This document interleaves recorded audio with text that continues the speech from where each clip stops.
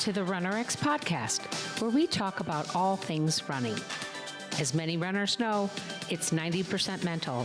So join Coach Valerie and Coach Caroline as we go through the mental side of running. Welcome back to the RunnerX podcast. I'm your host, Coach Caroline, and I'm here with Coach Valerie. Coach Valerie, we see so much about strength training exercises for our legs, that you need to do strength training exercises to improve your running. What are some of those exercises we should be doing? Like, what are the best, if there is Well, one? well, and that's the fun part, right? What are the best?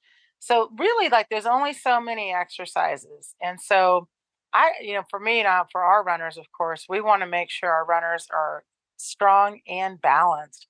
So we love squats, and then we also like lunges and also step ups. And they're all a very similar exercise. And by the way, I also like deadlifts, and I also like hip hinges. So the challenge is not that there's a best exercise, is that to make sure that you include some type of squat style exercise, squatting or a lunge or a step up, some type of hip hinge, and that could be a glute bridge, it could be a standing hip hinge. There's so many great exercises. So our goal, of course, or my goal, is to help people feel how to do these exercises correctly. And then of course, for me, it's like I'm a coach, so I put together the programs for our runners. I don't want them to have to think about how to create their own strength program. So one of the fun parts is to realize squats are beneficial for everybody, because you use squats in your daily life. Like, you sit in a chair, you drive your car. I mean, you're sitting and standing a lot. So learning how to do that correctly is really good for everything you do. Because and of course, I help people, like, when you sit up and you lift up, it's all the same part of, like, for running, like holding your body up. So in so much of our movement that we use for running, we're actually doing other stuff that we need the strength for, and to be able to hold your own body weight. So the fun part for us is, like, we're going to show you how to do these exercises and how to do them correctly. And we're always going to start with your body weight. Right. Right. So kind of a fun thing we're doing for this next month is we're actually putting in a strength challenge for our members, because so many runners come in to Run RX and they come in with an injury, right? Most people meet us, unfortunately, through injury. Although we get to see the fun after. We get to live through it and get the after. Yeah. And we immediately tell people we're going to give you the skills of running to make your running more efficient. We're also going to give you strength exercises to make you able to run longer, faster, have more endurance, have more strength, all the stuff you need. And then, of course, the running. And we also make sure to let people know that when we talk about strength training, we're talking about initially body weight. That's how we introduce everybody. We want you to be able to be strong in your own body weight and in using your own body weight. So it's important to understand that. And then we're having some fun this month. We're going to introduce people how to use extra, like how to use dumbbells, how to use a PVC pipe, how to use a barbell even, because a lot of our runners are either seeing this other places or even have bought this stuff. I mean, I know a lot of our runners have a set of dumbbells at home, not really sure what to do with them. And yeah, exactly. They've got them and they're like, okay, how do I add this into my workouts? And then they don't actually know how heavy they should go. Should they do light with frequent reps or heavier with less reps? And that's what a lot of people have questions about. And 100%. And because we're runners and we think more is better, so many runners want to do high rep muscular workouts or strength workouts. So yeah, this is a great conversation, because just like with running, like running a bunch of miles isn't going to help me unless my miles are really high quality. It's the same with strength. Strength training, for a reason, is usually broken up into like sets and repetitions. You don't just go, hey guys. In fact, here we used to use this as a little bit of a joke. There's about 1,500 steps to a mile. So can you imagine if someone came into the weight room and they're like, hey guys, grab a deadlift bar. We're going to do 1,500 of them. I mean, it sounds so crazy, right? Right. And that's always why we tell people running actually is strength training. I mean, you're holding your own body weight, for hours even. So, one of the things we want to make sure we do with our strength training is load you enough to get good results without fatiguing you or, I mean, and looking at the goal of the strength training program. So that's the fun of what we're going to do this month is we like to do both kinds of strength workouts. Kind of like when you do a running program, you want to go for a long run, but you also want to have some work where you have to go a little bit interval pace. So we have interval training also with our running plans.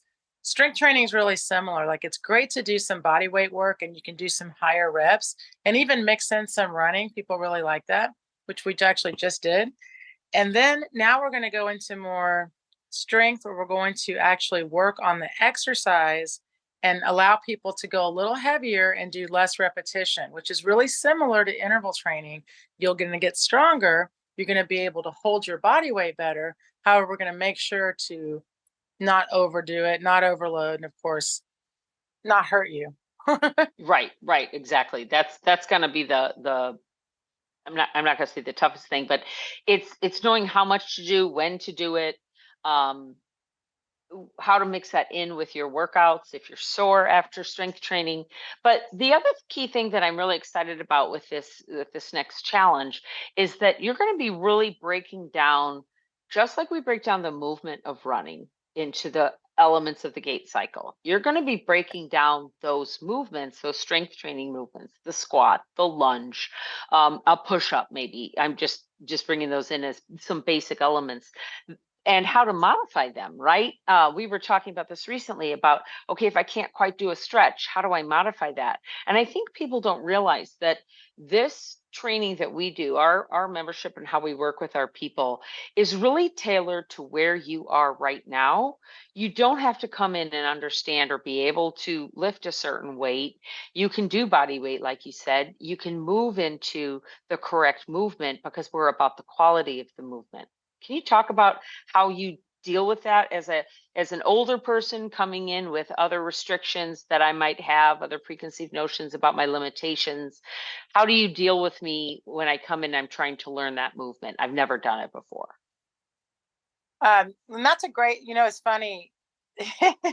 I'm 52 years old. And when I got my very first job, personal training at a gym, I was 19. And I was also an aerobics teacher, but also a personal trainer. And one of my first managers said to me, just so you know, it's going to take about 10 years for you to really get an understanding of all ages of bodies and things like that. And I remember thinking, I know so much. I don't know what she's talking about at my age of 19. And what's amazing is it's been that many years for me, not just helping other people move, but also me moving. And what's really interesting is that from the beginning of how I taught, and my background, I'm a kines major from UT. I've always been really fascinated in putting movements together. And so when people meet me and they learn how to move, it doesn't, to me, I'm always like, we're going to work on the foundation of the movement. We're going to work on how to squat, how to do even a glute bridge, how to find your glutes, how to find your core. Like before we do core work, what is the core? So we actually really get really deep with that. And the best part is once you know how to do a movement, then wherever you are in that movement, you can go up and you can go scale, like or modify, like you said. And it's fun now because as an older coach, people believe me, Yeah. more than they used to.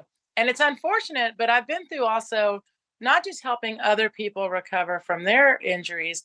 I've made a lot of errors in my movement. And I do a lot of strength training. That's my passion. So I love running and I love lifting weights. And I've been involved in a methodology of weightlifting called CrossFit for about 11, 12 years. And when CrossFit first started, I had no idea what it was. And I realized, okay, it's like circuit training. That's kind of what I thought. HIIT Right. training, people call it HIIT, high intensity interval circuit training. And it kind of got a bad rap because the way it was portrayed is you're going to lift really heavy and you're going to lift really fast and you're going to hurt yourself. Yeah, basically.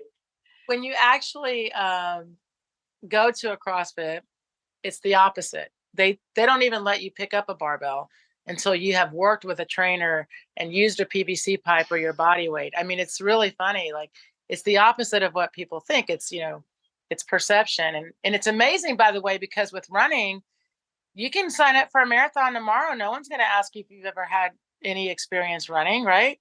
Just Right. go run. That's so true. They don't like check how long you've been running, how like what was, what was Yeah. the last race you did or anything like that. You could Yeah. literally like wake up tomorrow and Right. say, I'm going to run, today's October sometime. I'm going to run, the Houston or the Cowtown, which is in February, and say, I'm going to go do the ultra, which is, the 30 kilometers, or what is it, 31 miles or whatever it is. My point is that, yeah, they don't test you, they don't check you. And CrossFit did get a bad rap because when I met you, I had seen all the bad press they were getting. Oh, everybody gets injured, they don't coach you, they don't care. And then I met you and you talked me through truly the philosophy of it. And you've worked with me that it is about the quality of movement, and that's what's so imperative with everything that you do, is really breaking it down to doing the movement correctly. And then, okay, now you've got it down, now let's challenge you with making maybe distance or speed with running, or adding weight, or adding some more complexity to the movement. And that's what I think is so great about working with you, because you get that feedback, you get that real time, like this is how it's going to be. And you can come in and you can say, okay, Valerie, that workout yesterday, that strength training workout yesterday, oh man, I'm really feeling it in my hamstrings. How many times have I said that to you? So what do you want me to do today, maybe in my run? Or should I do my full run? You have me doing A, B, and C, and you might come back and say, well, do A and B, but maybe cut C short, or do, you'll modify it for me as a coach would. And that's what I think people don't realize, because online programs aren't like that. They're watch this video and then go do it, and maybe send me an email with how you feel. Well, Right. yeah. I mean, the biggest challenge, like, believe me, when I first started, not personal training, but group teaching was a big thing for me. They used to call it teaching aerobics. So spinning and kickbox and step aerobics and you name it, and I taught it all. And when you would have a group of people in a room, you really weren't able to correct them. You were not able to do anything but lead, because you were actually doing the workout, with the class. Right, right. And I used to call that mindless, because it was really just about moving. It wasn't about how you were moving. I mean, I was still Right. guiding. It was, knee up, leg back, side tap, that, that. Yep. And so, and then in the training room, in the weight room, it was like me just showing you exactly what to do and then watching you. And I was like, okay, I've got to be able to put these two things together, because there needs to be a way for me to do group strength training. And I started doing that. And one, obviously, I'm watching you. I demo, but I need to see you at some point, right? So, for us, what's been really fun with the online run coaching is I get to, on through the Zooms, through the check-ins, I get to watch everyone else's movement. And running, guys, is a challenge, because the best part is you can practice in place, but also when you go run, you have to come back, one, and talk to me about how it felt, but A, and B, you get to film yourself running, and I get to see that and then help you correct. And then as a strength coach, strength exercises obviously you do in place, so we can work together that way. But also, the stuff you do in the strength aspect will help you with the running, and being able to connect those movements together. It just goes so well, because a lot of runners, to be fair, they see strength training as kind of like, like a homework assignment. Like, okay, I Yeah. have to. Yeah. And basically, they'll do that. They'll do the exercises, if you will, but without any thought to the movement. More of a mindless movement. Like, okay, I have to do 3 sets of 10 of squats, push-ups, and sit-ups, for example.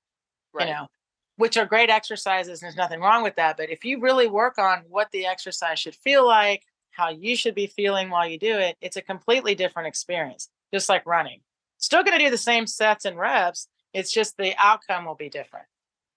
Okay, so to kind of wrap this all up, but the big question that I have is, if I have not joined the membership, or I basically I want to start working with you, and I go ahead and I sign up for the immersion. And in the immersion, we kind of take you through running very, very strategically for the first basically 28 days. If I come in and I want to start before November 1st, before our group is going to start this strength training, is it possible for me to do both, do the immersion and do this strength training at the same time? Or do you think I should wait until we offer this again? Because we will be offering this same type of strength training throughout the year. Sure, especially if you're not training for a race. If you're really able to just come in and have an open, coachable mind, and you're like, I just want to reset my running, reset my strength, figure out how to put it all together, then this is a great time to come in. And Yeah, and again, because we are run pain free, that's still our number one. But obviously, run pain free, strength pain free. We want you to stay pain free. If you're coming in with an injury, just realize everything is about modifying, right, scaling. However you want to think about it. So sometimes the best time to learn is when you're not able to do full of what, I tell people that are injured, when you come into the immersion, especially since you cannot run or long distance or whatever you've been running, this is the best time to learn because so much of the movement is static, in place. So right. just realize you absolutely can come in and do the immersion with the strength, and it'd probably be a really nice way to balance the two. Okay, so if you're interested, go to our website, look at Work With Me, basically with Work with RunRx, and you can join us in the immersion and stay with us for basically 3 months. You start with the immersion and then you stay within the membership for a couple of months, see if you like it. And if you do it before November 1st, you can be part of this kind of trial group of the strength training. If you are listening to this down the road and it's after November 1st and you think, golly gee, I really wish I wouldn't have missed that. Don't worry, join us now, because that's what we're kind of testing with our membership. If we've gotten a lot of great feedback from this, if it goes well, we might do it again in February and then do it again, like throughout the year, so that it's always something new and expanding on your learning and your growth within the gait cycle, within running, and with being basically a long journey of running. That's what we're all about. So if you want to join us, go to runrx.fit. That's runrx.fit. And if you have any questions, reach out to support@runrx.fit. Thanks, guys. Thank you for joining us on the RunRx podcast. If you'd like to know more, join us at www.runrx.fit. And if you have additional questions that you'd like answered on the podcast, email us at support@runrx.fit.